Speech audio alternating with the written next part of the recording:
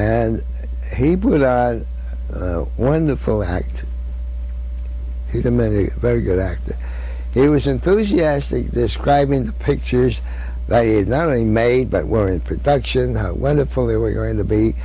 And then he began to talk, directing himself to me, that I had this picture and the other and so forth in production, and they were going to be great, and so forth. So the old man was sitting there weakly, and finally he said, well, I am behind, I'm behind you 100%, and I am behind Rachel at 110%, and went off.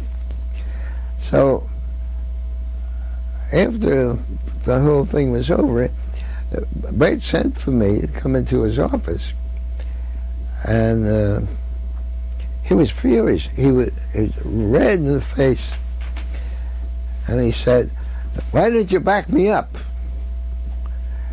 And I said, what do you mean, back you up? He said, why didn't you back me up on those pictures? I said, because you're a liar. There are no pictures like that, you know that. And he said, what do you mean I'm a liar? And he reached over and he took one of those spikes that you put papers on. He reached over and picked this up, at which point I realized he was crazy. So I actually ran out of his office. I expected him to come and stab me with this thing.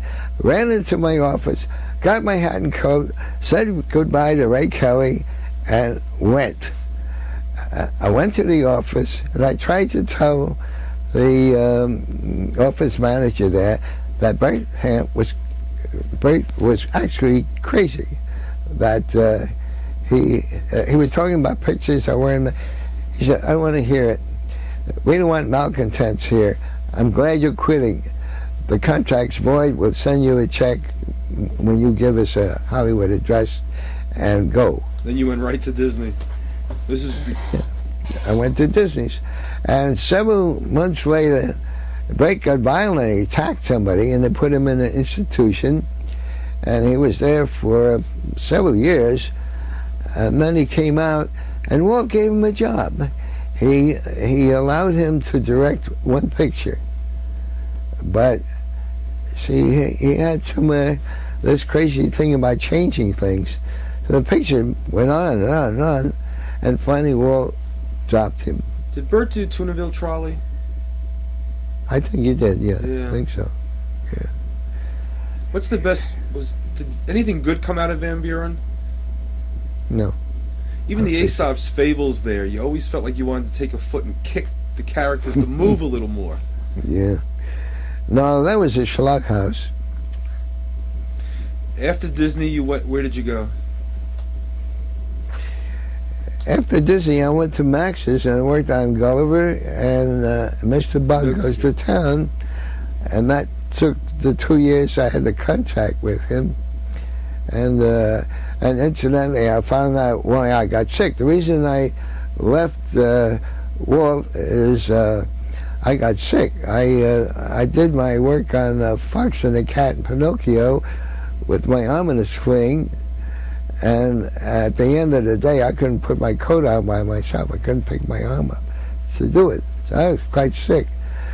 So my doctor said I shouldn't stay in a climate where there was such a change, that it was warm in the day and cold at night. He said, couldn't you go somewhere else like Florida?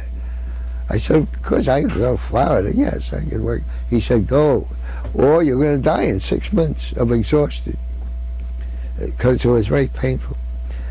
So I went down to work down there, and I've been there a couple of months, and gee, I haven't been to a dentist in about a year.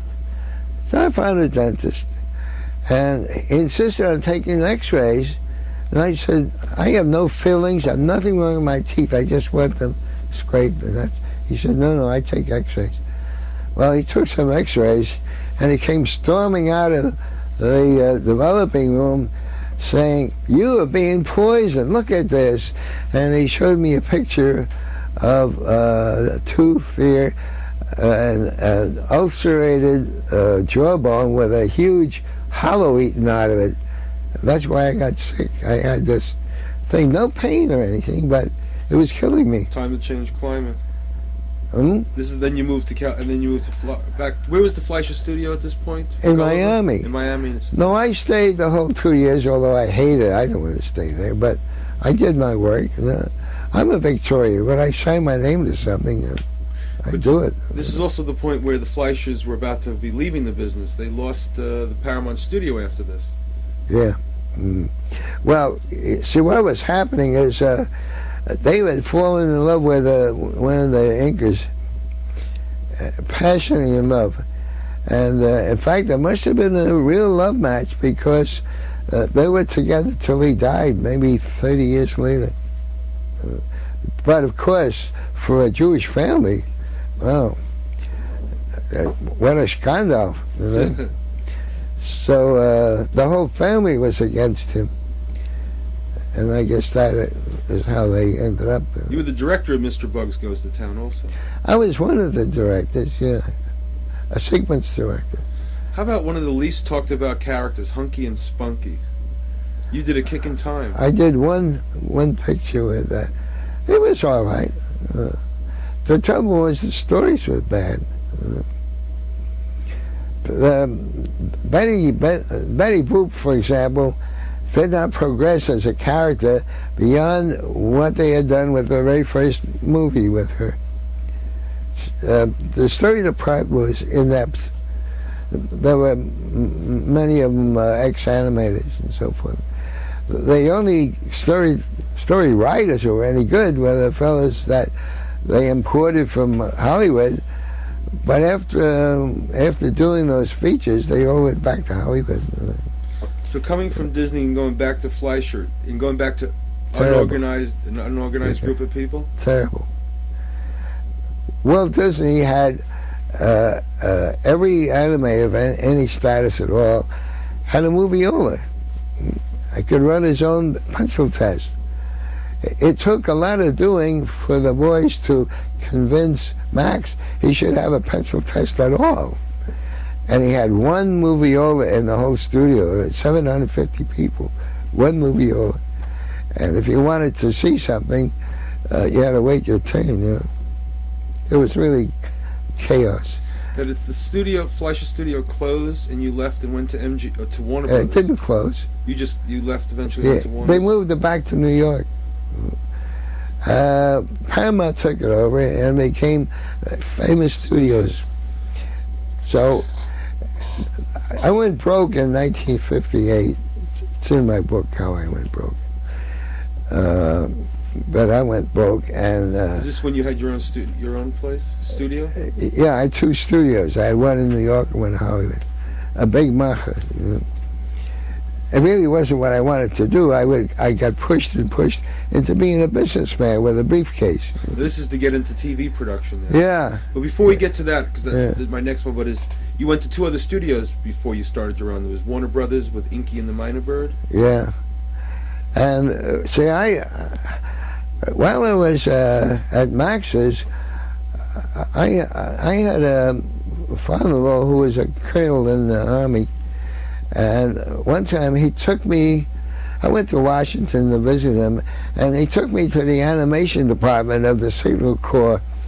And my God, they were using angle iron camera frames, you know. There was a box sitting up on top like this. It couldn't truck or move or pan or anything. It was like J.R. Bray had when I was 16. It was probably Bray's equipment. So he told me that, you know, and he said to me, well, if it's so bad, you know, there's going to be a war, why don't you do something to show them how to use animation? Well, I wish he hadn't said it, because I then invested about $5,000-6,000, which in those days was a fortune, and a lot of work. I worked sometimes 100 hours a week more. And I made a picture called The Battle of Chancellorsville. Now, the Battle of Chancellorsville was in the Civil War. But it was a battle of movement, cavalry moves and so forth. And it was near to a blitzkrieg than even anything in World War I, which was in trenches, immovable. You know? So I made this movie, which was an instructional movie showing how various Army Corps moved, you know, what happened to them. And it was like no other movie that had ever been made before. It really was an instructional movie. The battle was 3 days, and after you saw this, you understood very well. But to read it in a book, it was such a complication. So it was a very good example of what you could do with animation. Was Capra at the studio at this time, too? Capra was doing his own thing, wasn't even in the Army yet. So anyhow, I brought this in triumph up to Washington, and I tried to show it to this Mamsa that was running the animation department, this terrible man. He had already been seduced by MGM and Disney and all. They had wined him and dined him and dazzled him with all kinds of things, and apparently he took money, you know. So when I came, I finally managed to get a screening with a whole bunch of engineers from a nearby Army camp and this idiot. And so when the picture ran and the lights came on, there was thunderous applause until he stood up with a sour face. Then they all stopped, Army style, you know. And he started to walk out. So I pursued him up the aisle. I said, "What did you think of it?" He said, "We never use color. It hurts the men's eyes." And off he went. Well, I stayed in Washington almost a year trying to sell this idea, but I kept running into these 5%ers, you know. They wanted some bakshish, and I wouldn't give anybody a dime, being noble and naive, you know. So finally I gave it up, and I went back to Hollywood very disgruntled. So I went to Warner Brothers because Chuck Jones had told me it was fun to work there, and besides they were about to do Navy work. So I saw old Schlesinger, excuse me, and I told Schlesinger that I had the only person in the whole animation business who had any experience in doing training film. So I wanted to direct some, and I heard that he was going to do so. He said, "Of course I am. So why don't you work with Chuck Jones doing some animation until we get this work?" And I said, "Fine." So I worked with Chuck, with an old friend of mine, and we did the Inky job and so forth. Inky and the Minor Bird. Inky and the Minor Bird. That was nice movements in that one. Great fun, great fun. But then I found out that there was a Navy picture that was being done sub rosa. So I went in to talk to old Schlesinger. Want to stop for a bit, or we're going? No, that's all right. Just take a little coffee. And he said to me, "You know, you're such an inspiration as an animator to those boys in Chuck's unit that I just didn't have the heart to take you out of there." And I said, "Well, you know, you can take your job and you know what to do with it," and walked out. And about a half an hour later, I had a job over at the Lance Studio. All I had to do was pick up a phone, you know. So I worked for Lance throughout the whole war. It was a very nice experience. You know. Did you work on Woody Woodpecker? Oh, yeah. Woody Woodpecker and a whole lot of jazz shorts. So I was a kind of a snobbish violinist, and I thought that jazz was garbage.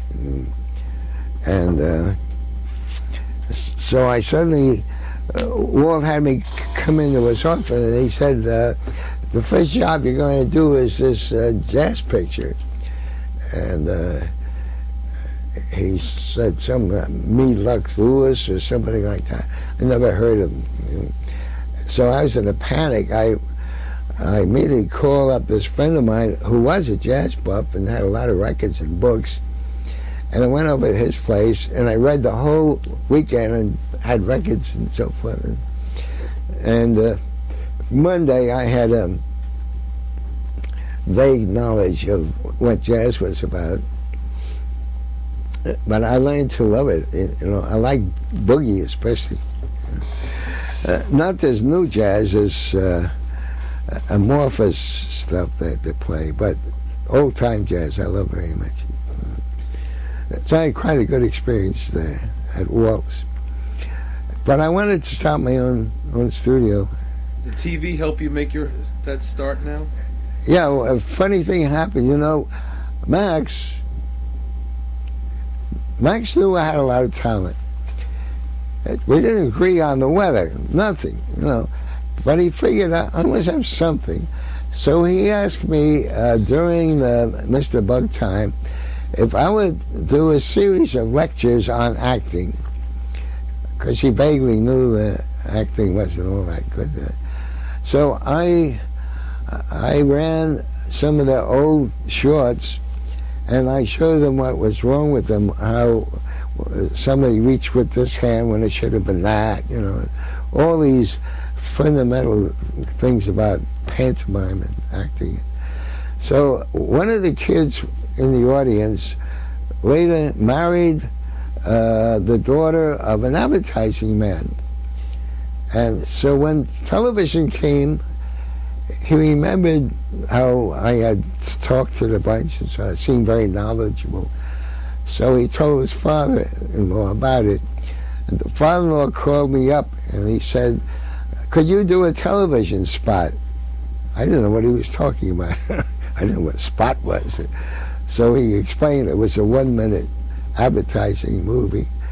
And I said, "Oh, sure, I could do that." So he said, "How much?" So I thought, $5,000.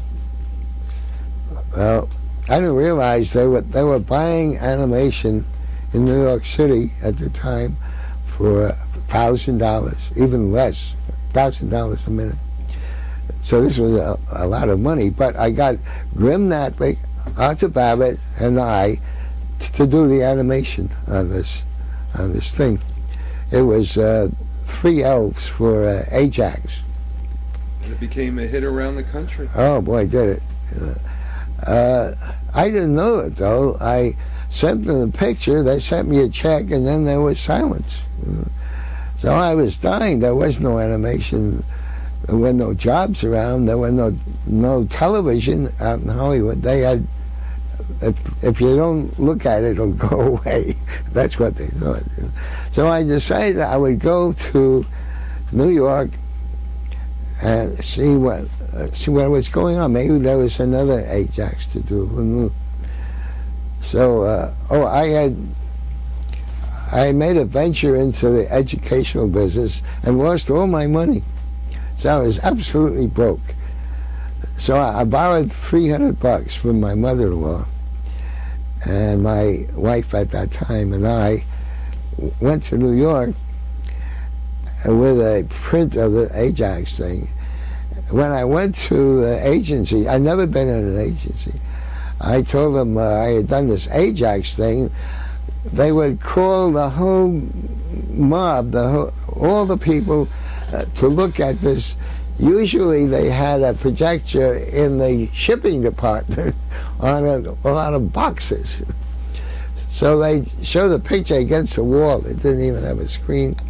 And everyone marveled and gave me work. So I got before I knew it, I had $160,000 worth of work.